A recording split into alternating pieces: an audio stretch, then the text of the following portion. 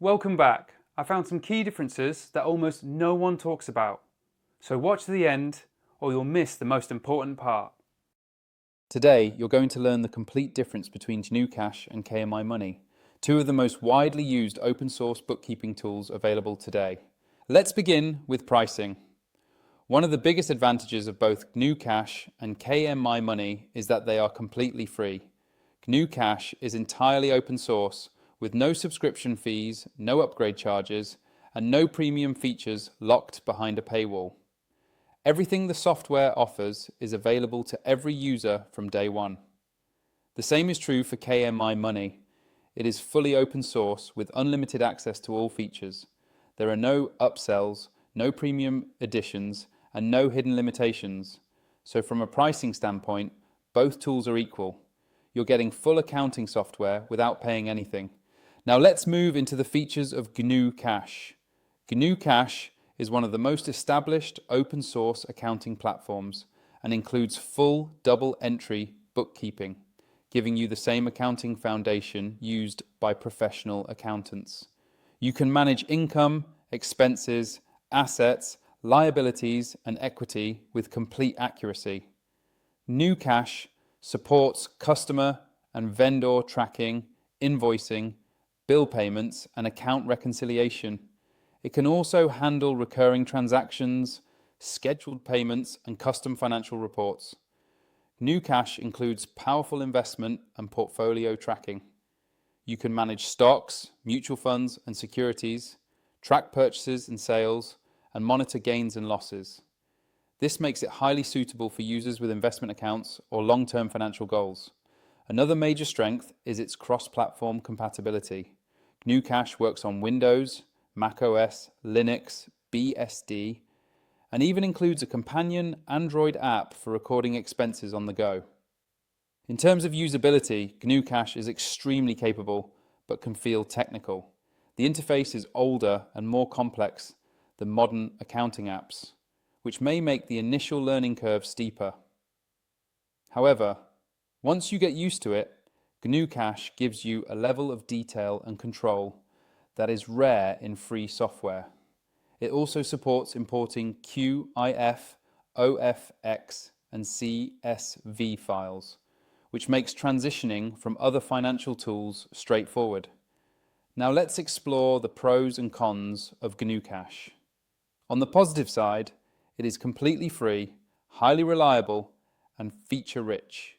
You get advanced accounting tools, strong investment tracking, multiple currency support, and business-level bookkeeping functions.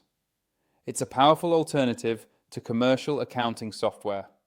The downsides include its dated interface, the steeper learning curve for beginners, and the fact that its Android companion app is limited compared to full accounting apps. Now let's move to KMyMoney and explore its features. KMyMoney is known for its clean, modern, and user-friendly interface.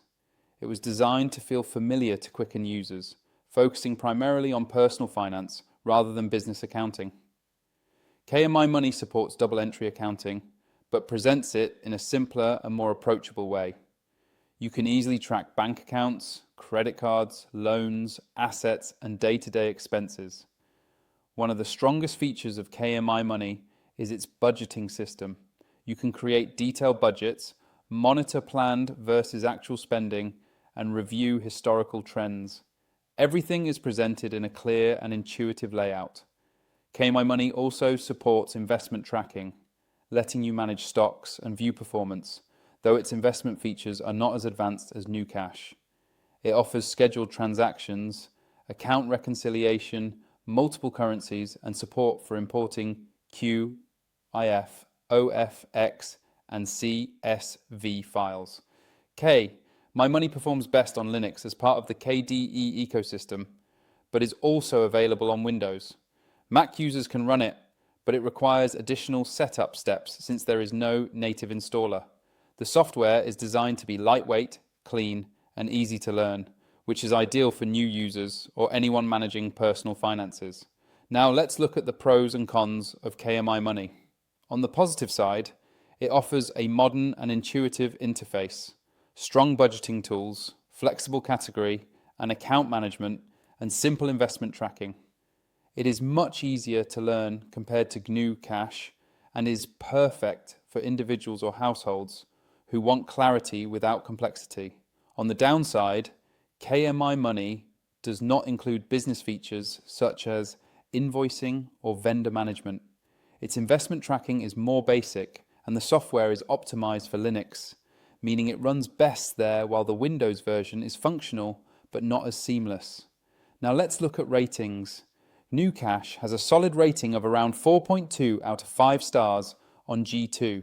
Users praise its reliability, advanced feature set, and the fact that it completely replaces expensive accounting software. The criticisms typically point to its outdated interface and learning curve. KMyMoney, on the other hand, does not have an official star rating on G2 or Capterra. Because it is an open source project and not marketed as a commercial software product, it is not listed on these major review platforms. However, it is widely praised within open source communities, Linux forums, and KDE user groups. Longtime users consistently highlight its intuitive design, strong budgeting tools, and overall stability. So while there is no formal G2 or Capterra rating available, community sentiment around KMyMoney is overwhelmingly positive. So here is the final takeaway. Choose GnuCash if you want a powerful, professional accounting platform with full double entry, bookkeeping, invoicing, vendor and customer tracking, and advanced investment management. It's ideal for people who need business-level features or detailed financial control. Choose KMyMoney if you want a simpler, cleaner, and much more intuitive personal finance tool. Something that helps you stay organized without requiring deep accounting knowledge. It's perfect for budgeting, tracking expenses, and managing everyday finances without complexity. Both tools are completely free, and your choice ultimately depends on how much accounting depth you truly need.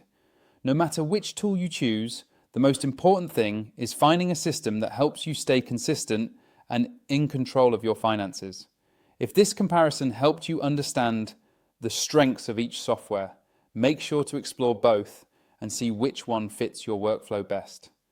I'll continue making tutorials that break down tools like these so you can make smarter financial and business decisions.